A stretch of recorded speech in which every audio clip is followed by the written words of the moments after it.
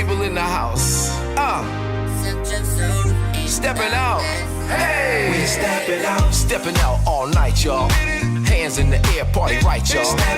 Stepping out all night, y'all. Hands in the air, party right, y'all. Stepping out all night, y'all. Everyone, thank you so much for coming out to the 4th annual Black Comics Arts Festival. We've been doing it 4 years, same weekend, all day. If you are here, please move closer. We have an intimate setting today. Move closer to the front, couple of rows if you can. Thank you so much. Which means there will be hugging after the panel. And free comics from Lion Forge, so you came here on time. So, the comic landscape has always been, you have to be honest about comic books. Comic books are really nothing for the last 60 years. Yes. Oh, we will in a second.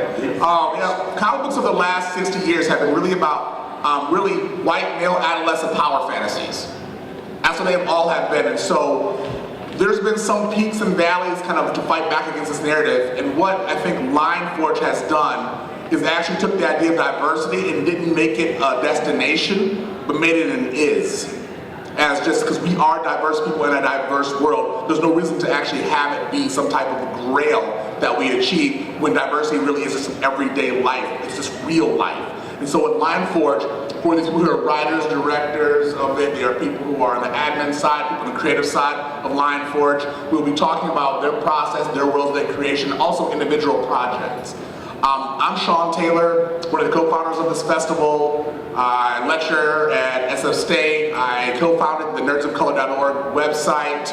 I have a new podcast starting next month called Fairy Tale Mixtape. And it's about taking traditional fairy tales and making contemporary. And they're really, really funny because I'm a funny guy. Now at the end is David Walker. You may know him from Shaft, Cyborg, Tarzan and the Planet of the Apes, Superb, a whole bunch of things. This is Nyla Magruder. MFK came out in September. Support. It's one of my favorite artists of the last 10 years that I've ever seen. The line work, just the emotion and heart in the work is unbelievable. Brandon Thomas.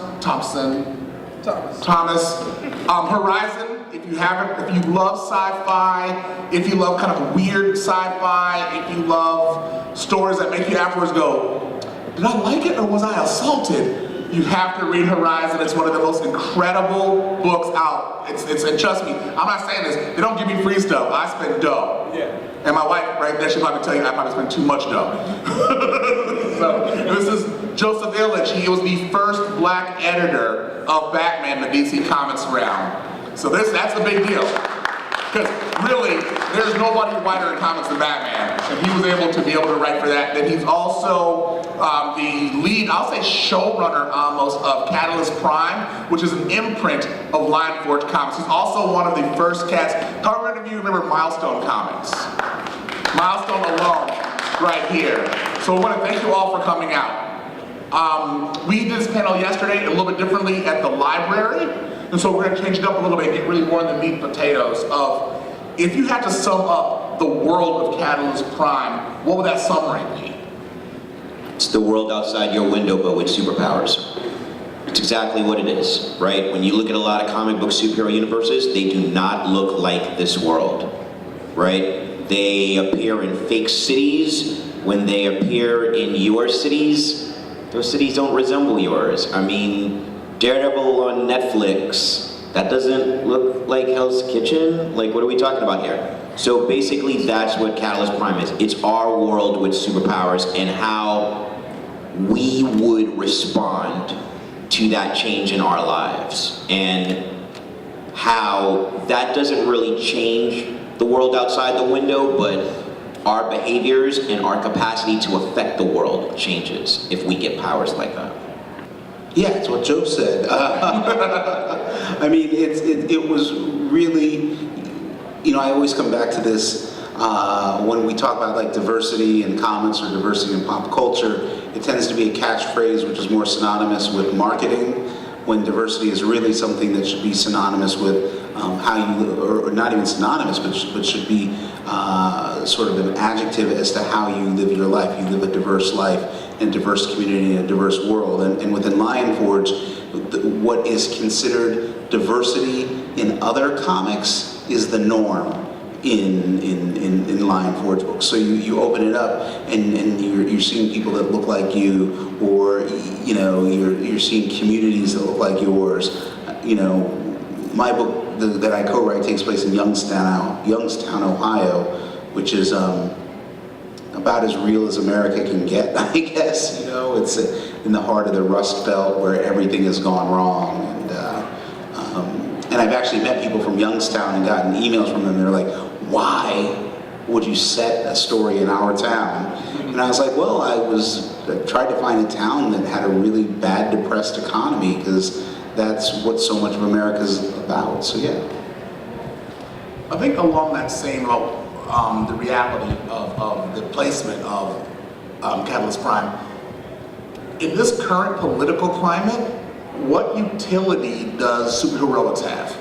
Like, why? I mean, it could be easy to go to the anti-hero, Wolverine, Punisher route, and like, this world sucks, burn it all down. But what do you think? Because most Catalyst books, there's a joyfulness to them, despite some of the more heavy subject matter. But in this kind of where everybody's at each other's throat, the political climate is really oppressive, what utility do you think superheroes actually have right now? What use do they have?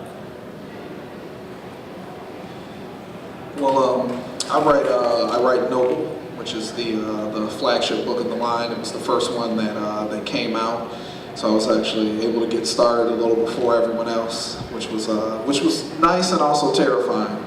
But I want to reference a scene. It'll be a slight spoiler, but there's a scene in Noble, is it 7?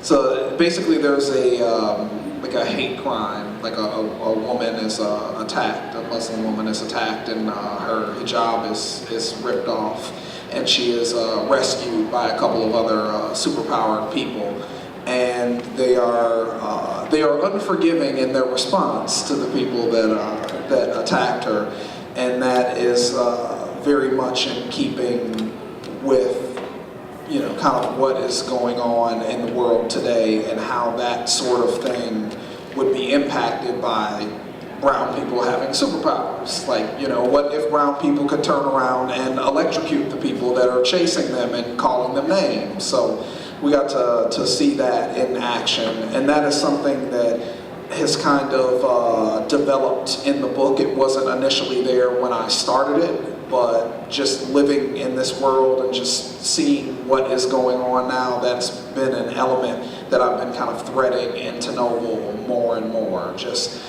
how would that, because, you know, a lot of what is happening is because people feel that certain people in this world are powerless. So I want to explore what happens when they believe those people are powerless and they find out the hard way that they're not. So it's been a great experience so far, and my chief goal with Noble was to show the kind of widescreen visual comics that brown people don't often get to be a part of. There's a lot of you know, great legendary comic series out there, and they all feature white protagonists. So my goal with Noble was to give someone a superhero comic that felt like the Ultimates, that felt like the Authority, that felt like All-Star Superman, that had these great, like, epic visual moments in it, but have them, you know, about a black superhero. So, you know, that's kind of the approach that I took with Noble.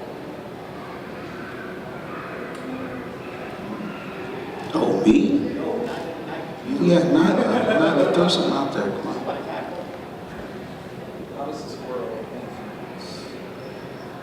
No, I think Dave should take this one. Or you can just philosophize. You've been given your orders. I think that, you know, part of what I was trying to do with the book is you're only paranoid until you realize they really are out to get you, and trying to convey what it's like to, you know, recapture what it's like to be a teenager, where you don't understand the world doesn't seem to understand you, but then on top of that, the world is out to get you. So my book that I co-write, Superb, is about two teenagers who develop superpowers, and the world is out to get them. And I think that in today's political climate, it's pretty safe to say that in this country, they're out to get you, you know. But how do you write that in a way that isn't like totally dark and, you know, I'm Batman sort of way? Keep it both playful and with a sense of hope, because I think that, you know, for myself, like my default setting is dark, bitter cynicism. And we really don't need that in order to survive right now. We need a sense of hope. And so for me, the challenge as a writer is to get some semblance of hope out there, not to have it be naive and so overly optimistic that it's syrupy and corny, but to have a sense of hope, because everywhere else we turn, it seems like there's a sense of hopelessness.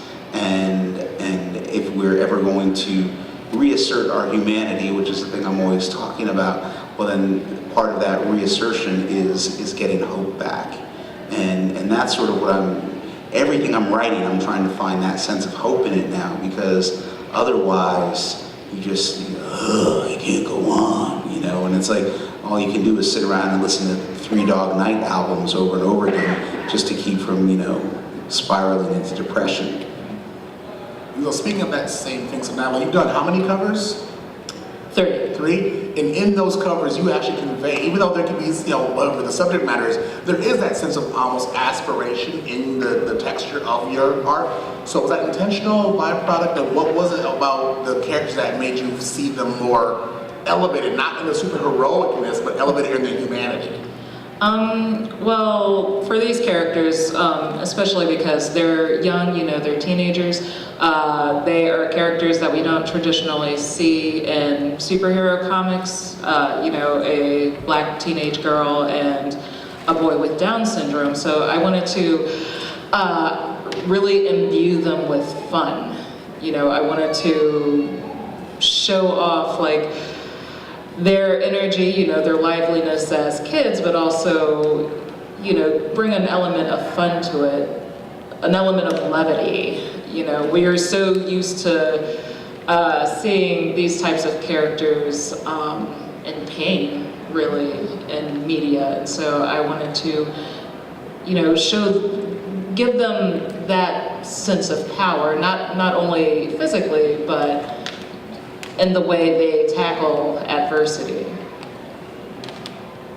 And there's something about, I mean, this entire line, you know, I've been reading comics for 40 plus years, I've been reading comics, and there's something about this line that seems fresh and new. And it's not, I don't know if it's just the creators, I don't know because we're getting more women voices behind the scenes, because I think that we talk about diversity, we talk about like in front of the camera, but never behind the camera, or behind. And so I know you're more of the, you do some of the, you're the showrunner for Catalyst Prime. So can you talk about like how did you craft the behind the scenes that makes the in front of the camera feel more real, more textured, have more depth? Right, well, I mean, I think my approach was to look at the status quo and do the exact opposite. Like, literally, like, that's what I did. So basically, you know, Lion Forge Comics as a company is a black-owned company based out of St. Louis, Missouri. The staff has more women than it does men. My supervisor, who is the vice president, executive editor of Lion Forge Comics, is a woman. And right there, you are setting Lion Forge Comics apart from all the other publishers of North American comics. And so when I, you know, really tried to put this line together, the first thing that was important was to get a team of writers. And so what I did was, in finding the writers, you know, basically women, men from different backgrounds, I set up the Catalyst Prime Writers Room, and basically I took a television model. So if you think of your favorite television shows, basically there's a writer's room, there's a showrunner, and basically these people will get together and they will basically structure out the entire season of a television series. So I treated this universe the same way, and I said, okay, let's treat the first year of Catalyst Prime like a full season of a television show. And we spent 2 days in Los Angeles and we figured it all out. That's what we did, and we did it as a team. And once we did that, it was like, okay, time to find all the artists. And at every level, I said, okay, we have to bring different voices to the table. And when I brought in Nyla, okay, it's kind of funny. So part of the origin story is Nyla did this amazing graphic novel called MFK. And it came out last year, and you can find it on Amazon and in bookstores. But unfortunately, Lion Forge Comics is not the publisher of MFK. And our vice president of business development, you know, was always like, I'd really like to do something with her. So when it was time to get guest cover artists for the second seasons of our titles, I felt like she would be perfect for a title like Superb for the reason that she pointed out, which is bringing some positive humanity to this line, because I kind of had a moment about 2 years ago where I looked through a bunch of the collections of comic book stories on my bookshelf, and most of them were not fun. Most of them were Batman or Avengers or whatever, and they were these dark stories, and suddenly dark became sophisticated, and that's wrong. And I was like, you know what, we need some fun. So the thing about the title Superb is that even though it's dealing with teenagers and serious themes, they're still fun, you know, and that kind of optimism is what, when you see her covers, if you walk into a comic book store that Wednesday and that's your first exposure to Superb, the first impression that you get is being a teenager with superpowers is freaking cool. That's an amazing thing. Right? It's the kind of emotional liberation that you feel going through puberty magnified by 10. Instead of like always, I'm suffering because I can fly, I'm so like, dude, I'll be jumping.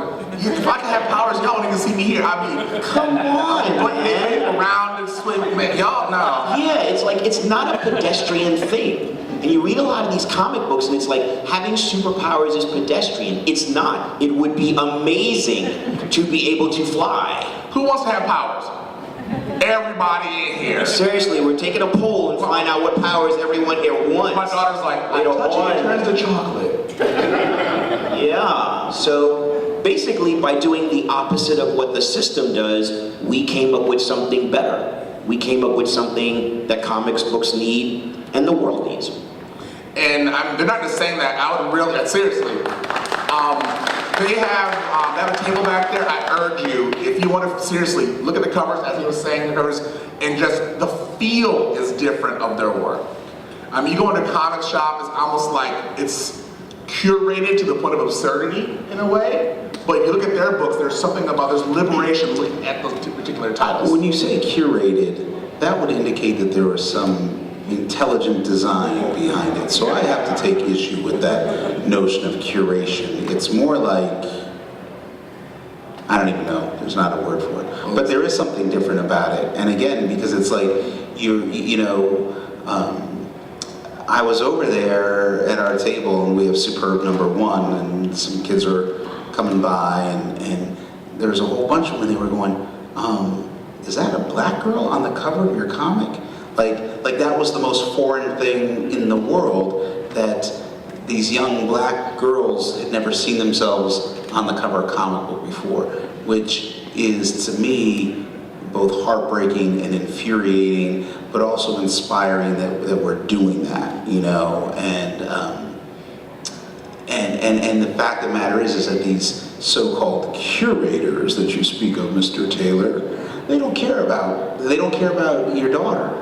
You see what I'm saying? And I'm like, yo, your daughter, you know, I'll chop somebody in the throat if they think she doesn't have the right to see herself. You know, same with, you know, Brandon's got a newborn, and at some point he deserves to see himself, and we all deserve to see ourselves at some point. And that's the thing that I love about Lion Forge, is that notion that we deserve to see ourselves is not treated as some sort of pity or some sort of, you know, here you go, now go away. You know, this is all you're getting. And there's something about that particular piece, I think, like, because if you don't tell your own story, someone's going to tell it for you and they're going to tell it wrong. Yes. And I think what Lion Forge, what I've experienced, is that you decided to tell stories from their point of view. because I think that we as culture consumers, we have our culture stolen from us, repackaged and sold back to us, and we buy it. You know, especially as a hip hop head from Brooklyn, New York, you know, like that's me. And like seeing what happened to hip hop, like, wait, Fred Flintstone scratching on a stone record? Like, what's going on? And, I mean, and how it just takes away. It's kind of like a Native American dude going to the museum to see what his granddad has in the closet. Like, that doesn't make any sense. We do that all the time. So I think what you have done, especially I would definitely give you your props, because I've been following your history, you've always told stories and held stories not as transactional, but from the mythic base that they deserve to be. And I want to talk about how you honor and hold story. I really like to see like where your process is with that. Wow, thank you. So like Sean said earlier, you know, I started at Milestone, and Milestone was really the example for me of that black people could own a company, take the power of telling stories in their own hands, and also telling other people's stories. I'm really against this misconception that diversity means anti-white, and that inclusion means anti-white, and that black people can only tell black people's stories, because the fact of the matter is, as human beings, we're all connected by certain themes. We all suffer from insecurities. We all want to be loved. We want to feel powerful in a world that constantly makes us feel powerless. It's hard sometimes to get up in the morning, but the fact of the matter is we all want a better world, and that is race agnostic. It's gender agnostic. And so what I've tried to do is make sure that that humanity comes through whoever you're talking about. When I used to work at DC Comics, I worked on a series called Birds of Prey. One of the main characters was a character called Oracle, who was a wheelchair user. And when I got there, I realized, oh, I now am responsible for the representation of this female wheelchair user superhero. And what that means, and you know, quick story, I was walking through the hall in DC Comics with some pages one day. The Supergirl editor at the time comes to me and he says, "Why is Oracle wearing platform shoes?" And I said, "What do you mean?" And he was like, "Well, you know, she's a wheelchair user, so she wouldn't wear like platform shoes." And you know, I just nicely said, "Okay, why don't you go do what you do, and why don't you let me take care of this?"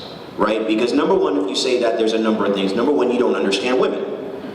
Because suddenly you feel like because a woman can't walk, she has no sense of fashion.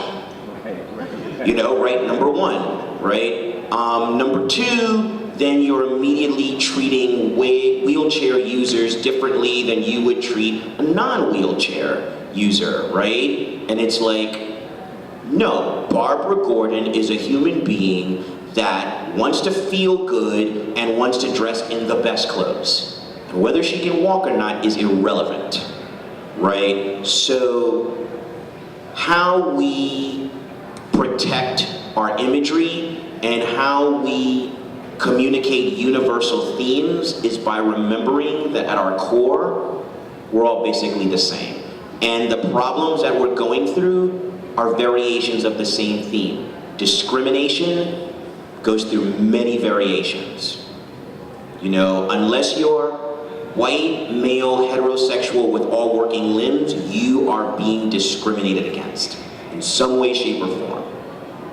That's something that connects a number of us. So my approach to like honoring that kind of theme is just remembering that and really talking with all of the talent and saying, you know what, at the core of these stories, it's about characters.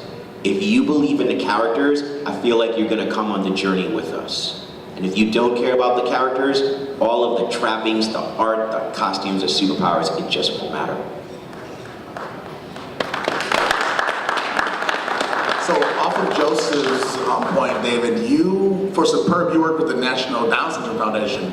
And so can you tell me what that partnership was like? Tell us what that partnership was like. Well, honestly, in the beginning, a lot of it was just, you know, Sheena, Howard, and I writing the scripts, Ray developing the art, and Joe and Desiree, the editorial team, doing contact the National Down Syndrome Society. So they were sort of sending along the scripts, making sure that things were good and proper. And then after the first issue came out, like at San Diego Comic-Con last year, I met some people from the National Down Syndrome Society. Then I did some events with them, started meeting families, started meeting parents. And so then that relationship changed because suddenly I was meeting actual people, real people with Down syndrome, real parents with children with Down syndromes or siblings, that sort of thing. And for me, part of the reason I came on board the book was simply because Joe had said to me, well, we have this character, Jonah, he has Down syndrome. And I said yes, because I'll co-write this book because I want to, I don't want to read this book and have it be bad and then say, I should have done this so that this character was written well. I figured I would give it my all, and if it still didn't come out, then I would take responsibility, but I didn't want to take responsibility for passing on it, because I've watched other writers out of fear, either out of fear, they pass on something, or out of ignorance, they do something, and it's just not that good. And I felt like this was too important to leave in the hands of a lesser writer than myself. So, therefore, I said yes. So now, we heard it from the writer's perspective. So how was it as an art perspective when you have to do a character who's probably outside of your particular group in that way, and then a character with disability? How did you approach that in the art wise? Did you have the same trepidation as David did, or how did that work out for you? Yeah, I mean, there's always some concern that you're going to get it wrong, but I feel like I could trust this process a bit more because the National Down Syndrome Society was involved, and so we had experts at the table to provide feedback, and they did, like I would send my sketches in to Joe and hear back, if anything needed to be changed, any details of Jenna's facial features needed to be adjusted to reflect the general characteristics of his disability.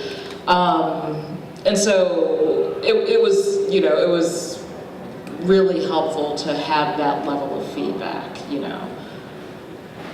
Yeah, and it was interesting, because I did this, I did a workshop. This was after issue 1 came out, but before issue 2 came out. And I was writing Jonah first and foremost as a human being, right? Because that's my rule number 1, is I'm going to write human beings. And there were some people that were like, oh, he doesn't act like kids with Down syndrome. And I was like, well, how many do you know? That was my first thing, right? And he's kind of he's got a smart aleck side to him, but I ended up teaching this workshop. This was like just a couple weeks after the first issue came out, with probably like 20, 30, they were mostly teenagers, like ranging in age from like 14 on up to about 22, all with Down syndrome. And it was a comic book workshop, how to create comic books. And there was like 3 or 4 of these guys in this class who were just the funniest, like their sense of humor were so sharp, and it wasn't like in like me condescending, like, oh, well, they were so smart and funny for kids with Down syndrome. I was like, no, these were just straight up like, you guys want to roll with me? Like, once you turn 21, let's go to bars together, because it'll be so much easier for me to, and it was just great. And that was when I was like, okay, this is it. It was such a great experience, because the humanity that I'm trying to give to this character, I was seeing it, because usually what we see for anybody other than the default norms are so heavily steeped in stereotype, and they're stripped of humanity. It's that way for people of color, it's that way a lot of times for women. It's this idea that there's something, that they are the other, and the other is lacking in their humanity. And that infuriates me. So I'm not the same, I'm going to change tax a little bit. There's a lot of debate, especially online debate, because if you want to ever be frustrated to the point of jumping out of a window, look at comic debates online. There's nobody more persnickety, nitpicky.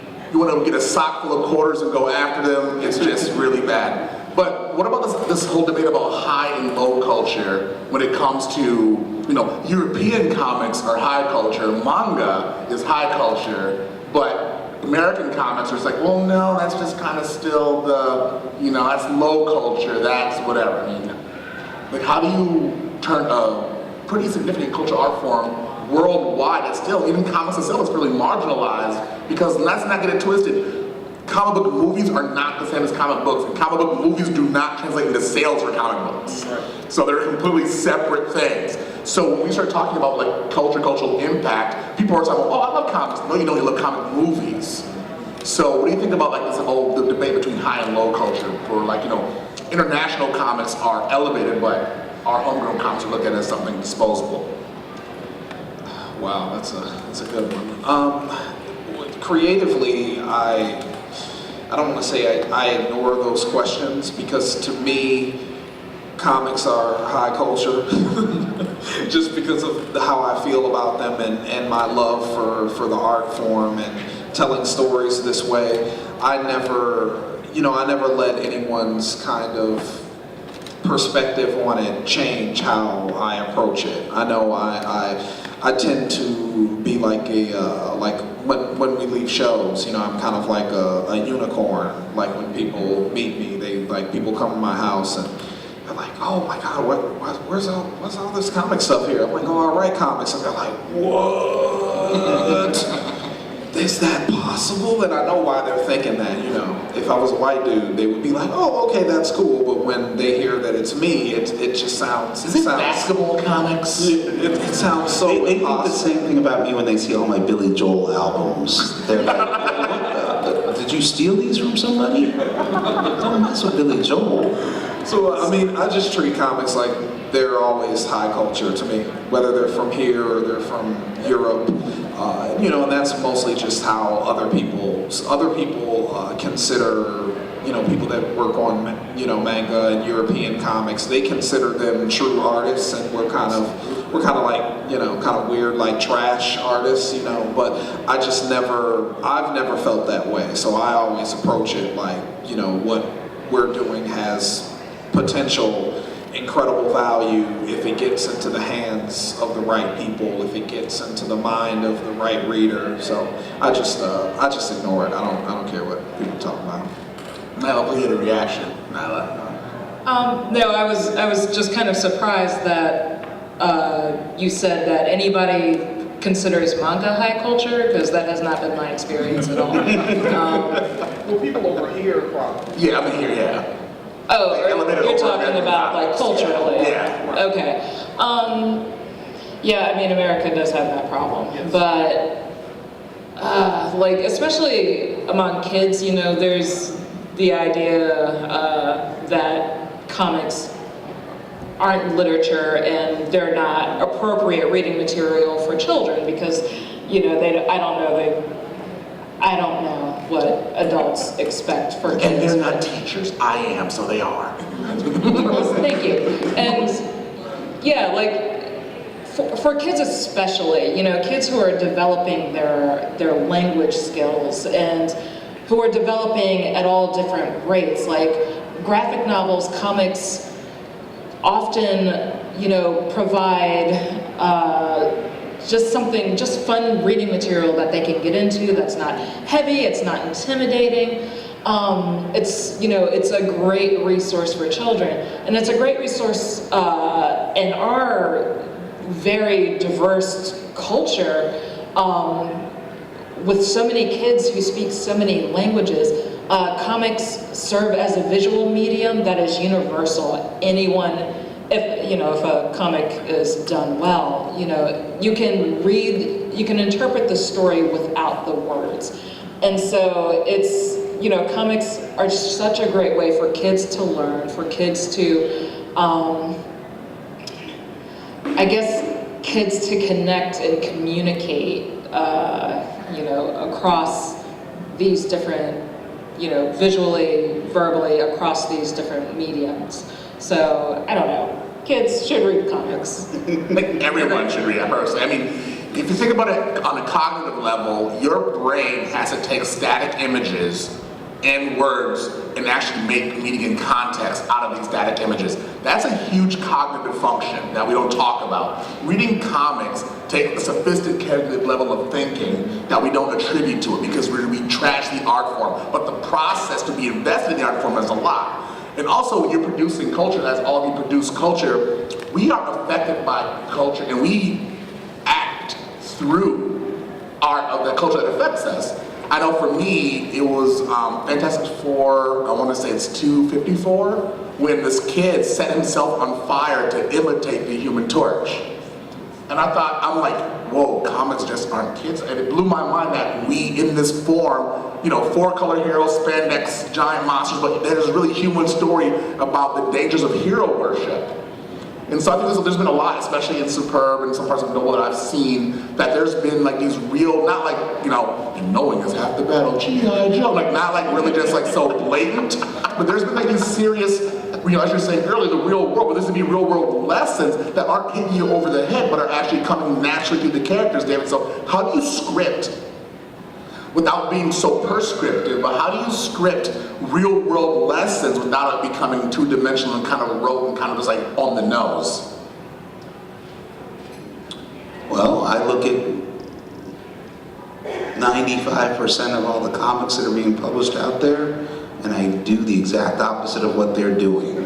That's what I do, because it is, a lot of it is so, it's cliche and it's conventional, and you know, for me, I try to do stuff that's dialogue driven, character driven, because at the end of the day, you know, you mentioned that issue of Fantastic Four. Look, I've been reading comics for a really long time, and I can tell you that for the most part, there's only 1 or 2 key adventures that any of us will remember from any one particular, you know, maybe there's 1 issue of Batman you remember, maybe there's like a 5-issue run of Aquaman you remember, or something like that. But for the most part, what you remember are the characters. That's what we fall in love with, is the characters and what they represent and their ideals. You know, it's like, I love Spider-Man, but part of the main thing I love about Spider-Man is that notion of with great power comes great responsibility, right? There's only maybe 2 or 3 specific issues of Spider-Man that I can tell you that I specifically love and what happened in those issues, right? And so when I'm writing stuff, it's about writing, it's building the character. It's building the character and the story that the character goes through. And the thing is that character-driven stories are the best stories, period. The worst stories are the stories that are nothing but spectacle and explosions and all that sort of stuff. Not to say that they can't be fun, but you know, when you walk out of Justice League and you try to remember what happened over the last 2 hours, you just remember those special effects were neither special nor effective. That's what you remember, That right? popcorn tastes so good. Yeah, exactly. So, I mean, the thing is whereas you come out of maybe like, and we have to go get in the way back machine to it, but you come out of a movie like The Princess Bride, and those characters are so well developed that you remember Inigo Montoya, and you know, and Bassini, and all of them, and Princess Buttercup. What you remember are the characters as much as the story, and that's what I want to do. I want to create characters that you remember. So Grant Morrison, comic writer, had in his book Super Gods, was saying that comic books are basically cave paintings that artists and writers go and touch up every so often, right, in their mythic sense. So you created a new cave with new figures, new symbology, new mythology. The hell? Wow, okay, when you think about it like that. Okay, so, you know, again, going to basic themes of humanity, there are, you know, humanity is aspirational, and we all want to see our lives' journeys as heroic, right? Because we're constantly being told that we are mundane that we are powerless, that we are sheep, that because some people have more money than us, they're smarter than us, and they have the right to govern us. But there's true value in individuality.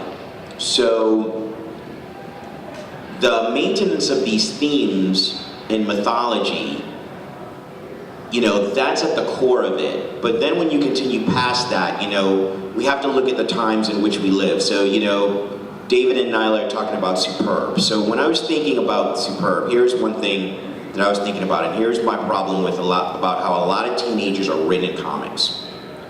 Teenagers are written by people who forgot what it was like when they were teenagers. And here's just one basic rule to remember. Okay, so as adults, we see time in different states. There's a past, there's a present, there's a future, which means that if you're unhappy today, there was a time when you were happy, and there's a possibility you'll be happy tomorrow. If you're a teenager, past, present, and future are one and the same. However you feel today, that is how you felt before, that is how you will feel for the rest of your life. If your heart is broken today, you will never know love. You will never know happiness. If you understand that simple fact, that teenagers see time differently than adults, you will get to a basic core truth on how to depict them. And so when I'm thinking about Superb, that's what I'm thinking about. Like, things have a different level of importance to them because they don't see a tomorrow. It's all about now and maybe an hour from now, right? And that's potent, man. So when I'm thinking about the maintenance of mythologies, going past like the basic rules of character arcs and mentors and plot point 1, plot point 2. Campbell 101. Yeah, Joseph Campbell. It's who is this? What are their life conditions? How old are they? And then what? There's a thing that you can find on YouTube by the creators of South Park, Trey Parker and Matt Stone, where they talk about the but therefore approach to storytelling. So basically it's like, if you write a story, like, and this would happen in writers' rooms, they would say, this happens to this character. So this happens to Cartman, and then this happens, and then this happens, and then this happens. That's boring. That's not drama. Drama is, this happens, but this happens, therefore this happens. But this happens, therefore this happens. And that's real life, is causality, because you never know what's around the corner. But whatever it is, you have to deal with it, right? And how you get to the end, you know, says something about who you are. So I really believe in the but therefore approach to our characters. And if you read one of our comics and you got to the end and you saw that coming, then I failed. I failed as a senior. And it was Joe who failed. It wasn't Brandon. And that's right. I'm taking it upon myself. Oh, Joe. I failed, and if it works, then they succeeded. That's also true. And I will say, for the record, I will never hesitate to throw anyone under the bus except for myself. So if you see a bus and Joe under it, there's a good chance it was me. So we are getting towards the end of our time, and we'll have time for about 1 or 2 questions. So if anybody, we can use this mic, we can use my mic to answer. If anybody wants to come, you can, unless you can, I don't know, sometimes, anybody here, hearing impaired? Because I don't know, we want to use the mic. Right in front, oh, we went on the mics because they're recording, so. Okay, yeah, so we're gonna come grab this mic, sir. Don't be shy now. And don't like, when you're done. No mic drops, I promise. My name is Jabari. Thank you, first of all, for doing this. Awesome already, like super inspired. I'm working on this video game. I'm trying to get the story right because it's a lot of non-linear storytelling. And my main question kind of centers around something that we were touching on earlier was, well, all of you guys kind of touched on it, about how to pinpoint a story between like light and dark, right? How like a lot of these dark stories, we find them to be sophisticated and intriguing, but we don't want to reflect too much on all these dark times. We want to deliver hope, and people also like hope. People like hope, but how do you deliver it? And which one was earlier, and not be corny and not like cheesy and like syrupy. How you say it's like. So how do you? My question is, how do you find that sweet spot, enough drama and enough darkness to then deliver the hope to inspire people? or even watch the video. Reset this. Okay. What I try to do often is I try to mix light and dark, like the noble scene that I was referencing earlier about like a kind of like a racist gang attacking someone in a subway. The end of that scene where the guys are basically like set on fire, that's really dark, but there's also something about it that's kind of light, because you saw kind of like a spark of justice. Maybe the justice went a little too far, but even though it's a dark moment, there's a kind of catharsis to it that makes it a little lighter. So I would probably say to don't think so much about, like, try to mix the light and dark, like try to find something about the dark moment that would make the audience kind of like cheer or kind of smile at, and then feel guilty about doing so. That's something that I've tried to do, and I've tried to do that in Horizon quite a bit, where I try to make it really difficult to figure out who you're supposed to be rooting for. Like, just when you think like you understand this character or you understand this path that they're going on, it kind of twists it, and it's like, oh man, I don't know how I feel about that anymore. So you want to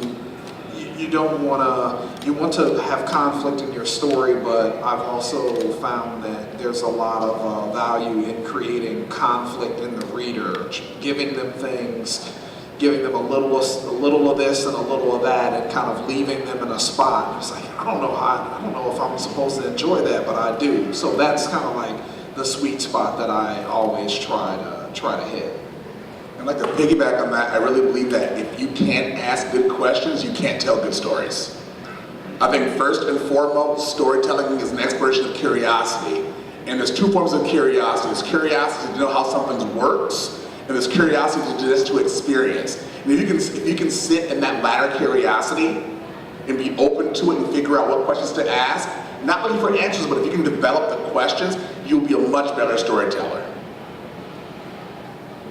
No, Brandon covered it pretty close. You know, I feel the same way. I try to find a balance between light and dark, because that's life. You know, the key thing is like, I want to get my readers to cry, but then I want to get them to laugh afterwards. You know, I don't want to leave them crying and wanting to like end their lives, right? I go back to Sherman Alexi's book, The Absolutely True Diary of a Part-Time Indian, greatest book I've read in the last 20 years, because it's the only book that I laughed out loud while I was reading, and I cried out loud while I was reading. It is so dark, and it is so light, it is so depressing, and it is so uplifting. It is so reflective of the human experience. I would say read that book just over and over and over again until the rhythm of it, the roller coaster ride of it, is ingrained in your DNA. And then as a writer and a storyteller, you begin to get there. But the key thing is like, you know, take your villain and give your villain a moment where your audience feels empathy for them and understands why they're doing what they're doing. And then take your hero and give them a moment where your audience is, I don't know if I can trust this person. You do a little bit of both of those things with your different characters. You know, give your antagonist something that really makes us want them to turn it around, and then take your hero and give us something to go, I really hope they get their ass kicked, you know, something like that. That's it. It's just finding these things, these little ways to play with the audience, because that's what life is. Life is us getting played with. And I think there's also, every culture in the world has a storytelling tradition, and it really would behoove storytellers to look at other cultures and how they tell these stories, because we have the giant mythic, but then there's also folk tellings. So look at local legends, look at folk tales, and those are where you start really finding a lot more nuanced conflicts, and those are really great. You look at, and you read a lot of stories. I mean, every neighborhood has that house, or that that apartment or that part of the park, if you're in the projects, where you're kind of like, what really went down there? And it's kind of like Rashaman, right? You ever seen that where we could all see the same event, but we all have a different version of that event. And so when we are curious and open ourselves up to look at the facets of a story, we can see angles and reflections that we may not have seen before, and we're able to tell much better stories and more relatable stories, if that makes any sense. Oh yeah. No, I'm actually, I mean, y'all pretty covered it. I would say, I guess the only thing that I would have to add is that we all live with duality every day. Like, all of us have light and dark in us, and we have conflict.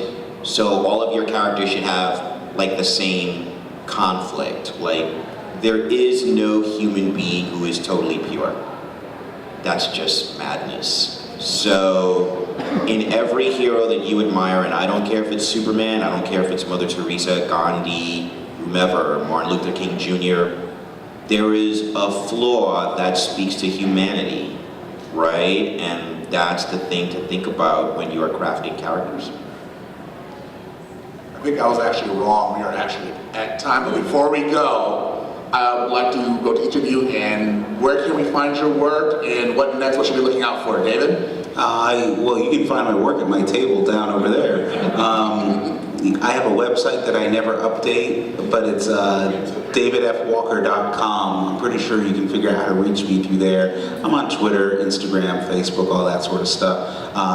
Continuing to write Superb for Lion Forge. We got a book called Bitter Root coming out through Image later this year. That's with co-writing that with Chuck Brown and Sanford Green is drawing that, and that is going to be, it's either going to be a game changer or it's going to be something nobody cares about, because that's life. There's no middle ground.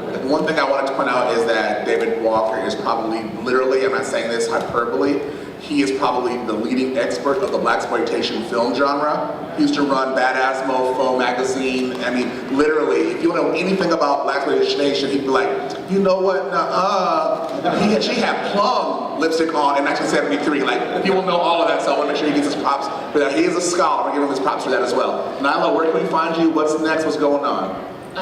You can find me on my website, which I do update regularly. It is nylamagruder.com, and currently I'm illustrating a middle grade graphic novel called Creaky Acres. That's about horseback riding, and it's out in 2019. You are by trade, you are a children's book author and illustrator, correct? Yes. So for the kids, Nyla Magruder. Yes. NAILAHMAGRUDER? That's... .com? That sounds about right. Yes. .com, amen, L'chaim. All right. I also have a blog that I never update, but I'm also on Twitter and Facebook, probably more than I should be. I'm also near David on the show floor. I'm around the corner from him. I have Noble and some Horizon trades. Horizon Volume 3 is coming out in, I believe, March. Volume 2 of Noble is out in April. I have a pretty major project that's going to be announced hopefully in the next 3 or 4 months that is going to be perfect for this show. I won't say anything else about it, but it is the angriest, blackest thing I've done in comics. And it's called David Walker. That's true. So yeah, so I'm out there. I'm online. I'm working hard. I'm trying to stay awake, chasing around a 9-month-old who seems like he's gonna just take off and walk on his own any second now. So that's pretty exciting. So Okay, you can find me on Facebook at Joe Illidge, ILLIDGE. On Twitter, Joseph P. Illidge. On Instagram, Illmaster1. You can go to lineforgecomics.com or lineforge.com, and that's where you will find the full breadth of the Lineforge titles. And as a special treat, we have a giveaway, which is the introductory comic book to the Catalyst Prime superhero universe, which I co-wrote with Christopher Priest, one of the most significant Black Panther writers in the mythos and co-founder of Milestone Comics. So thank you very much for coming. Please get one of these, and we hope you enjoy this entry into a new world. Thank you, guys. Yeah. And you can check out February, first Wednesday in February, Fairy Tale Mixtape. It's basically, somebody named it as bedtime stories for woke children. But it's about me really looking at the Eurocentrism of traditional fairy tales and remixing all of them. So it'll be a weekly podcast starting in February. Also find me at thenerdofcolor.org. You can find me, Ebony Magazine, New York Times, yada, yada, yada, yada. So once again, this is our 4th year that we've done this. We want to try to keep it free. But I'm going to give you some inside baseball right now. So next year it'll be BCAF, which means Black and Brown Comics Arts Festival. So we're going to do Latino, Southeast Asian, Arab, in all in one space because we're so pitted against each other in this world. But if we get together, unity is dangerous, unity is power. Why not share our money amongst ourselves and not give it out to everybody else? So hope to see you all next year. Thank you so much for coming. Stepping out all night, y'all. Throw your hands in the air, party right, y'all. Stepping out all night, y'all. Throw your hands in the air, party right, y'all.